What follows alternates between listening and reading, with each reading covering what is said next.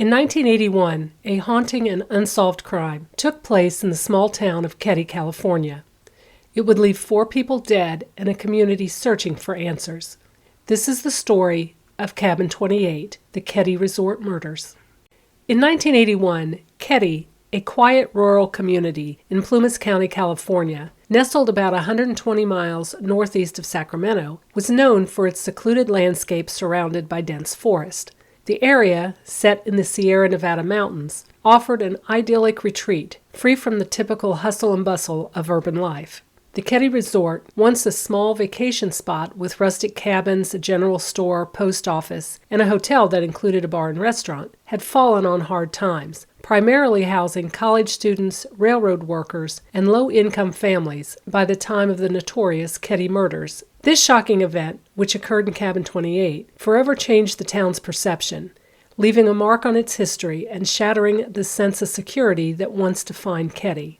On the fateful morning of April 12, 1981, the bodies of Glenna Sue Sharp, her son John, and his friend Dana Wingate were discovered brutally murdered, casting a lasting shadow over the community. Sue's 2 younger sons, along with a friend, were found unharmed in a back bedroom, but her 12-year-old daughter Tina was missing. Sue Sharp and her 5 children, Sheila, John, Rick, Tina, and Greg, had resided in Cabin 28 only a few months, since the fall of 1980. A year earlier, she had moved to California after separating from her husband. The cabin had 2 bedrooms, with Sue and her 2 daughters in one, and her 2 younger sons in the other. Her 15-year-old son, John, had a room in the basement, accessible by steep steps from the back of the house. While Sue did receive a $250 a month stipend from the Navy, she struggled to make ends meet, working part-time at the Quincy Elks Lodge and relying on food stamps. On the night of the murders, daughter Sheila left home around 8 p.m. to stay with the Seabolt family next door in Cabin 27, while Sue, Rick, Greg, and their friend Justin stayed at Cabin 28. Tina returned home around 9:30 p.m. Earlier in the day, John and Dana had hitchhiked to Quincy, a distance of about 6 miles. Witnesses would later confirm seeing the boys in Quincy trying to flag down a ride home between 9:30 and 10 p.m. That is the last known sighting of them prior to the murders, and it is unclear when they returned back to the cabin. The next morning, April 12, 1981, Sheila returned home and discovered the bodies of her mother, brother, and friend. Fleeing the grisly sight, she ran back to the Seabolt residence for help. The Seabolts didn't have a telephone, and Zanita Seabolt ran to the resort office and asked the owner to call police. Meanwhile, Jamie Seabolt, the oldest Seabolt son, and Sheila returned to the Sharp cabin. Not wanting to expose Rick, Greg, and Justin to the crime scene, they helped them escape through a bedroom window. Initially, all 3 boys claimed to not have seen or heard anything unusual that evening. The crime scene was gruesome. John Sharp was laying face up closest to the front door, his hands and feet bound with tape and electrical cord. He had been beaten in the head with a hammer, and his throat was cut. Next to him, laying face down, was Dana Wingate. Although he had tape around one wrist and an electrical cord around one foot, he was not bound. He, too, had been savagely beaten in the head with a hammer and strangled. Sue Sharp was laying on the floor next to Dana, nude from the waist down and covered by a sheet and blanket. She, too, was bound, her underwear stuffed in her mouth, and she had been gagged with a blue bandana. Sue had the only defensive wounds, indicating she fought with her assailant. She had been stabbed repeatedly in the chest and neck and battered in the head with the butt of a Daisy 880 pellet gun. There was no sign of forced entry. No traces of alcohol or drugs would be found. Interviews with neighbors, including the Seabolts, whose home was just 15 feet away, yielded no witnesses, despite some neighbors reporting muffled sounds during the night. The initial investigation revealed a puzzling crime scene. While burglary and drugs were ruled out, the motive for the killings remained unclear. Police believed the murders occurred between 11 p.m. Saturday night and 2 a.m. Sunday morning. They have speculated that exactly how and when John and Dana returned to the cabin might hold the key to breaking the case. The crime scene was chaotic. Blood patterns suggested the bodies had been moved, and the overkill nature of the attacks pointed towards a personal motive. Sue's bare feet were also covered in blood, indicating she may have been mobile and stepped in the blood at some point during the murders. A steak knife, believed to have been one of the murder weapons, was found lying near the bodies. The attacks were so savage that the blade was bent backwards approximately 25 degrees. A bloodied claw hammer and butcher knife were found on a small table. The cabin's telephone was off the hook, the lights were out, and the drapes had been closed. During their initial investigation, the Plumas County Sheriff's Office interviewed a number of people who knew the victims. Martin Smart, along with his friend John Bobiday, were quickly deemed persons of interest.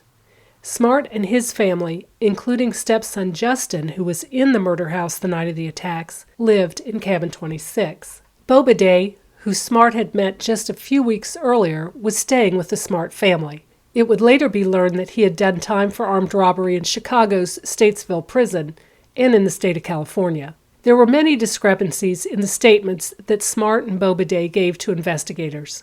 During his initial interview with detectives, shortly after the murders, Smart stated that his stepson Justin was quiet enough to where he could have noticed something without me detecting him. Unfortunately, this strange statement and other discrepancies were never followed up on. There's a very high possibility that he could have been awake or alerted with something unusual in that house. And he's quiet enough to where he could have noticed something without being detected, Smart's stepson Justin would also prove to be a central figure in this case. Initially telling police he was asleep and didn't hear or see anything, he would later change that story. At times, he would claim to have witnessed the murders, and at other times claim he only had a dream about the murders taking place.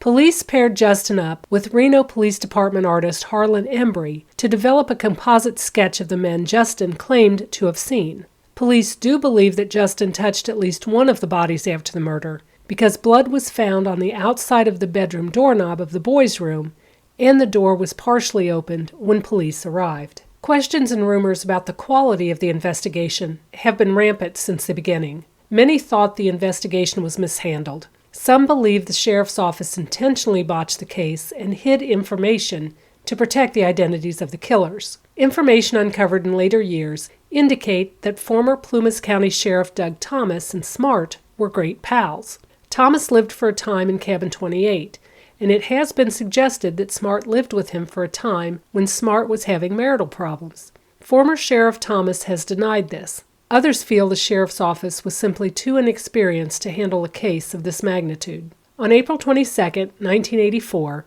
3 years after the killings, a man looking for bottles in the woods in Butte County, about 50 miles southwest of Keddie, stumbled upon a human skull.